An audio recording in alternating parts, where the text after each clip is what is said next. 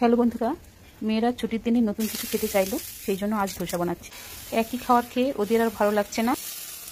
কীভাবে বানালাম তা আপনাদের সঙ্গে শেয়ার করছি। সারা রাত 1 কাপ আতপ চাল, 1 কাপ বিউলির ডাল, 2 চামচ ছোলার ডাল আর হাফ চামচ মেথি ভিজিয়ে রেখেছিলাম।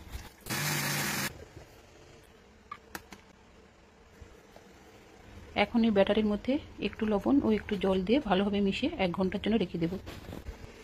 এবার একটি ফ্রাইং প্যান নিয়ে গরম করে তেল দিয়ে তার উপরে জল ছিটিয়ে একটি টিস্যু পেপার দিয়ে মুছে নিলাম।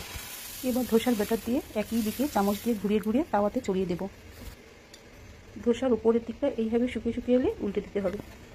আমি কিন্তু এখানে আর কোনো তেল ব্যবহার করছি না। এই একইভাবে আরও অনেক ধোসা বানিয়ে নেব।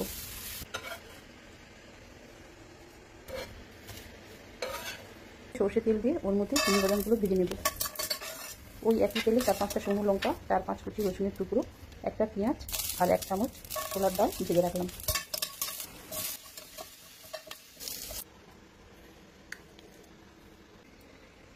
এবার তরকা তৈরি করব। তেলের মধ্যে শুকনো লঙ্কা, কালো সর্ষে আর কারি পাতা দিয়ে তৈরি করব।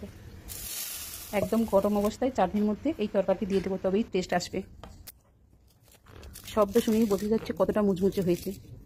আপনারাও খুব সহজে ছুটির দিনে এইভাবে বানিয়ে নিতে পারেন, বাচ্চারা খুব খুশি হয়ে যাবে।